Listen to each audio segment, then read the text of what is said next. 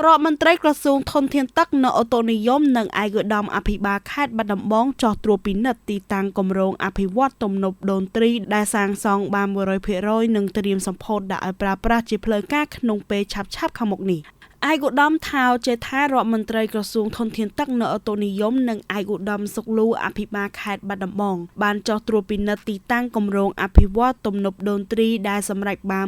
100% ដើម្បីត្រៀមនឹងធ្វើពិធីសម្ពោធដាក់ឲ្យប្រើប្រាស់ជាផ្លូវការក្នុងពេលឆាប់ៗខាងមុខនេះស្ថិតនៅក្នុងឃុំបាសាក់ស្រុករុក្ខាគិរីខេត្តបាត់ដំបងកាលពីថ្ងៃទី23ខែវិច្ឆិកាឆ្នាំ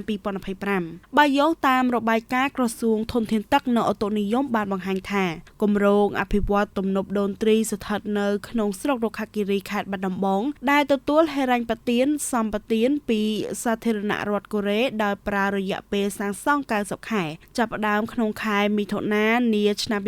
2018និងបញ្ចប់នាខែតុលាឆ្នាំ2025គម្រោងនេះមានសក្តានុពលស្តុកទឹកបានប្រមាណ 1631 លានម៉ែត្រគូបមានលទ្ធភាពផ្គត់ផ្គង់ទឹកស្រោចស្រពផ្ទៃដីកសិកម្មប្រមាណ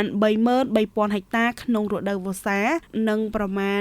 4,500 ហិកតានៅរដូវប្រាំងគ្របដណ្ដប់លើឃុំចំនួន 11 នៃស្រុកមោកឫស្សីនិងស្រុករុក្ខាគិរីខេត្តបាត់ដំបងនិងស្រុកបាកានខេត្តពោធិ៍សាត់ព្រមទាំងរួមចំណែកក្នុងការផ្គត់ផ្គង់ទឹកស្អាតនិងកាត់បន្ថយទឹកជំនន់តាមតំបន់មួយចំនួននៅផ្នែកខាងក្រោម